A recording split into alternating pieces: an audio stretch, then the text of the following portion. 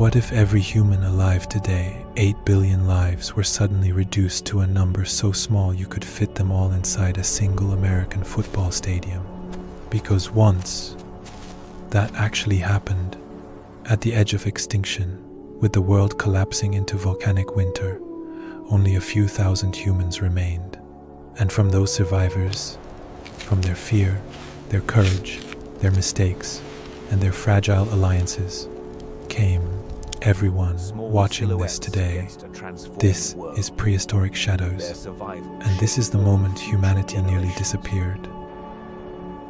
The Toba Supereruption didn't just darken the sky, it rewrote the rules of the planet. Ash layers blanketed entire regions. Sunlight thinned into a cold, metallic glow. Temperatures dropped across continents. Plants died in soil that tasted like volcanic dust. Where there had once been lush forests, there were now skeletal trunks. Open grasslands turned into glassy, wind-whipped plains. Waterholes shrank into stagnant puddles where animals struggled to drink. For early humans, every step across this world felt unfamiliar, a landscape full of old memories but new dangers. The Earth wasn't ending. It was transforming into something harsher, colder, and profoundly indifferent. When modern scientists examined human DNA, they found something strange. Billions of people, spread across continents, yet we share extremely similar genetic patterns. Too similar. The only explanation was a near-extinction event, a genetic bottleneck, where a once large species is squeezed down into a tiny surviving population. Imagine an entire river forced through a drinking straw. Only a thin trickle passes through. That trickle was us. Most genetic lineages died out. Only a small handful flowed into the future. The diversity of humanity today, skin tones, faces, languages, cultures, comes from variations built atop a very small ancestral base. A species that almost didn't make it. A story that almost ended early. 3,000 humans, but not gathered together, not united, not even aware of each other. They were scattered in pockets across eastern and southern Africa, bands of 20, maybe 40, rarely more than 60. Imagine the entire U.S. population disappearing until only one small town remains. But that town is broken into tiny neighborhoods, spread out across thousands of miles. That was humanity. Most bands never crossed paths. Some likely believed they were the last people on Earth. Others may have gone years without seeing another human face outside their own group. Humanity wasn't just endangered, it was isolated. Food scarcity drove humans into a new kind of desperation. Animals starved or migrated unpredictably. Plants withered beneath ash layers. Insects disappeared. Fishing spots dried up. Foraging routes collapsed. A single failed hunt could doom an entire band. A broken leg could mean death for the injured and starvation for those who stayed behind to care for them.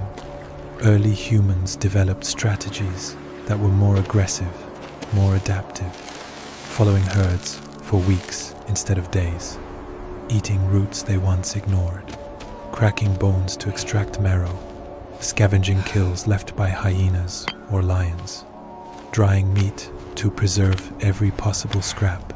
Survival was no longer about thriving, it was about not surrendering. Groups that failed to adapt vanished quietly into the cold, but others began reading the New World like a shifting book. They watched the angle of migrating birds. They smelled incoming rain on the wind. They learned which plants survived in ash-rich soil. They followed predators to find prey. They memorized hidden freshwater pockets. Knowledge became currency. The most valuable person in a group wasn't the strongest. It was the one who could predict. This era forged the earliest scientific minds. Observers, pattern finders, storytellers who encoded survival lessons into memory and myth. Human intelligence didn't emerge from comfort. it emerged from struggle. As scarcity deepened, something remarkable happened. Groups that shared prospered. Groups that hoarded disappeared. Sharing wasn't moral. It was practical. A mother with no food today might save your wounded brother tomorrow. A hunter who offers firewood may need water later. A band with extra dried meat could trade for stone tools. Reciprocity became the earliest form of economic stability, and cooperation became a survival technology far more powerful than any spear.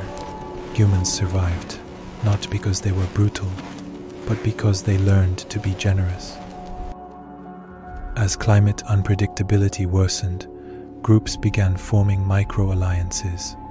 Two bands might meet near a lake and choose to travel together for a season. A lonely group might merge with a larger one after a bad hunting year. Marriages between bands became political bridges, ensuring peace and mutual support. These alliances were delicate. They could fracture under stress.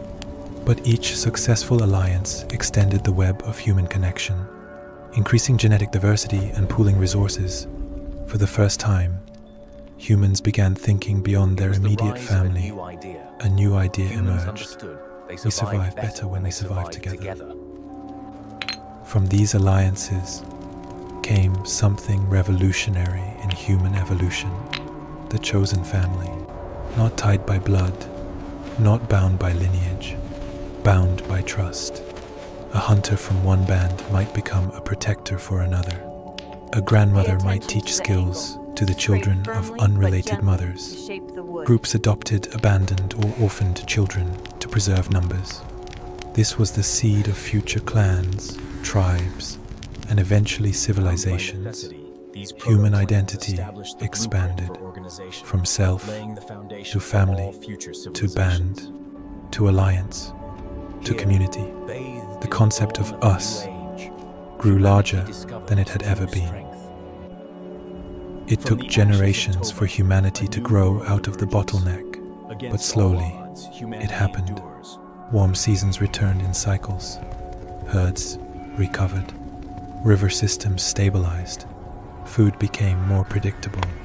Birth rates increased. Infants survived longer. Bands grew from 20 to 50. From 50 to 100, knowledge once scattered like embers began to travel between groups. Stone tools improved. Hunting strategies refined. Fire use became more controlled. Language systems deepened. From the brink of disappearance, a new version of humanity emerged. More cooperative, more adaptable, more resilient. The world was still dangerous, but humans were becoming experts at endurance. Every person alive today, in every American city, every rural town, every coast, every mountain range, is the descendant of those few thousand who refused to vanish. We carry their resilience in our bones, their innovation in our minds, their fear in our instincts, their hope in our future. When they shared food, they were sharing with you. When they formed alliances, they were paving your path. When they kept going, step by frozen step, they were keeping your story alive. And now the question returns to us. If our ancestors rebuilt the world with almost nothing, what are we capable of with everything they gave us?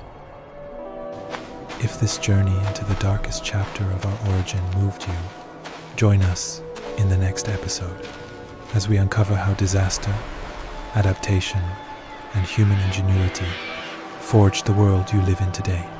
This is Prehistoric Shadows, where ancient footsteps still echo beneath our own, waiting for us to listen.